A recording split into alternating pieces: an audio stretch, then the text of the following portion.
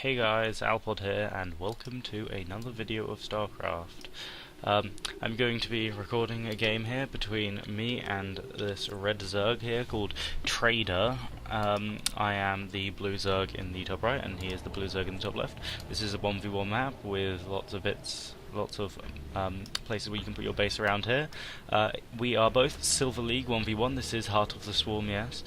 He has the level of 69, which is quite humorous, at this time, and I'm level 23. Anyway, so it starts off with standard build. In fact, he's gone for 3 drones right there because his mouse did not start working, so he had to pause the game, which is why he is explaining that. I am perfectly fine with that. Alright, so in this game I will be showing you several things. It's quite a short game, as you can see, only 14 minutes long. There is no sort of reason I won other than luck. I don't know what would have happened if I didn't have luck on my side in this game. I'll also be showing you that even if you're winning, you need to really focus on your macro. Because I was winning, I didn't lose because of it. However, my macro, which is of you that don't know, sorry, my speech is terrible. It's the building of units and buildings. So like spending the minerals and the Vespine gas. I had so much stockpiled after only 14 minutes. It was ridiculous, but nevertheless, I won, so that's always good. Anyway, so I shall stop spoiling the plot. As you can see here, I have got my spawning pool first. This game was quite a while ago, so I'm not really sure what build I was going for. I don't know if that was going to be a rush or not. I'm pretty sure I was just going to try and just do some sort of economy build. As you can see, the 2-minute 42 mark, not too early for Zerg. I'm getting my first expansion. Most people in Bronze League would be like, what, you're going at 2 minutes? Especially in 4v4. 4v4 going at 2 minutes is very dangerous. I don't know why, it just is. Don't question me. Anyway, so yeah, this is just my standard Zerg opener. It is very susceptible to rushes, as I am going to set myself up for an economy build, which is where I will have enough minerals and Vespine to basically focus on getting a big army and lots of research later on in the game rather than earlier on. Not always the best, but it didn't matter in this game. Anyway, so this is not me. I don't know why I'm saying I am, because it's not me. He's finally going for his expansion, just going up to the 4-minute mark, so his is a bit later. But as you can see, I have nothing else to say here. I was going to say I thought he was going for lots of Zerglings, but apparently not. As you can see, his queen here attacking my overlord. I'm trying to run him to safety. This overlord is using as a scout, which is very dangerous because he does give me supply. And yes, I lost my overlord there, which was quite annoying. I am not, in fact, supply capped, which is where you don't have enough overlords to build units. However, he is, because he flew us over here and I was able to kill him, so that was just him returning the favour. Anyway, I am getting 4 Zerglings out and getting a Roach Warren, so I can get some early Roaches and use that for defense. He doesn't seem to be making any units at the moment. He's just getting a strong economy, so if I were to rush him, which this is not what the Zerglings are for, but if I was to rush him, then he would be in a lot of trouble there. As you can see, I'm really struggling to target things there. I can't remember if I played this on my computer or the laptop. Looks like I'm playing on the laptop, but I think it must have been on my computer, otherwise the replay... I'm not sure if replay saver, but anyway, this is just a scouting party of Zerglings. The luckiest scouting party of Zerglings. Oh, hello, a queen. Yes. I shall see you coming over there to swap to your second base. Oh, and I will start attacking you. Yummy, yummy, yummy queen. I will just eat that queen up. They're dead. I come down here and I'm like, look, tasty drone. Eat that drone. So that stops the production from the second base, and that stopping that swap over from the Zerglings is good. He says, oh my god. He starts putting up 5 spine crawlers. 5. Right, what does that do to his drone count? I have 26 drones, he has 19. Anyway, the Zergling's not really going to do much. I tried taking out taking his main queen, which would have been very nice, but I am not able to do that, unfortunately. I've got these two roaches over here, so he has lost not only a queen, but also the drone there, and it's just completely stopping his production from his second base, which puts me in the lead economically by a long way. As you can see here, units lost. It's relatively equal, but you have to bear in mind that that was in fact stopping his production by a huge amount. I mean, I've already got my economy up quite stably in my... Is that a word? I have no idea.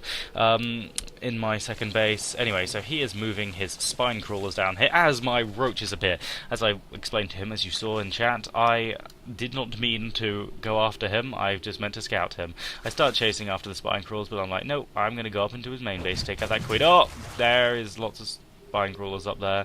So anyway, he's just like, nope, I'm going under. And I was like, no, you know what? You are not going to get in my way. I will kill off your drones and sit in a position where I am safe from your spine crawlers. Now what I did is I hit the H key, and that enabled me to basically hold position with the roaches so they wouldn't move. Now he is once again not being able to produce anything off of his second base. He does start getting his Zerglings, he does start getting his metabolic boost, which makes his Zerglings faster, but all this time he can't make drones because I'm just sat there. He can't even start moving his spine crawlers unless he's very careful, because otherwise my roaches will just be able to kill them while they're moving, which is unfortunate for him, but very good for me. Anyway, all this time I'm working on my economy. I am just transferring drones around like it's cool. I've got my roaches here. I have my lair up. I've got my hydralisk den up. Over here, the Zerglings do eventually take me out as all these go running off. I'm like, you know what? I need to go for a third base, which I could have gone for a lot earlier for my economy build, but I was just focusing on just trying to harass him by now. I'd got the advantage with the harassment, so that's always good. Kind of weird that I picked to go here with my expansion. I didn't realise there was a base there, but you know, it's a hidden base. It's a hidden third base, which is always good. He's only on his second base. I've just got to my third. That's always going to be good because that means I'm in the lead in economy, and as a Zerg you need lots of economy because you will lose your army, but as a Zerg you can just replace that army, and it's all good. I'm only just starting to spread my creep here. He's already put down the creep tumor. He's finally being able to transition some drones down into his second base. He feels like he's quite comfortable here with these spine crawlers around here and these Zerglings to back him up. My mouth is so dry from talking this fast. I just thought I'd let you know that. Anyway, here comes the Roach and singular Hydralisk army to come and back that up. He starts trying to go for his third base. I scout for him like, there's no third base. Oh, look, a drone. I shall kill this. Yum. Probably could have let that go and let him start making his base and then hopefully destroyed it before he could cancel it, which would cost him, I believe, 200 minerals. It wouldn't be the full 300 because you get a bit of a refund. Maybe only 100. I'm not sure on the amount there. But anyway, I take out his defences there quite easily. He's got these two spine crawlers up here, which cause to be problematic. I just run my troops behind the supply line. Unfortunately, I'm only able to take out one drone, and I get caught up there, so I try and look for a better position where I'm not being attacked by both spine crawlers, but eventually get to the point where I'm like, I just need to go and attack these spine crawlers head on. And I run away there just to get behind there. Don't know why I'm attacking an extractor, but you know, why not? He's just trying to get into a position where he can still use his drones while not being attacked by roaches that would otherwise be being attacked by a spine crawler. I've lost a lot of my roaches at this point. If I look at units lost, I'm in the lead. Okay. That was not what I was expecting. But anyway, yeah, he's just throwing down these things. I'm just like, no, you don't get to have that. I've killed his queen.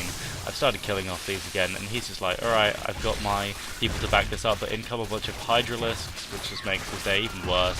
So he's having to deal with Roach and Hydralisks. He has not put his drones back on there, so he hasn't even got the production coming in from there. He is going to be able to deal with my Hydralisk, but he's only got 3 little Zerglings. His income has just been completely destroyed down there, and his income up here is still alright.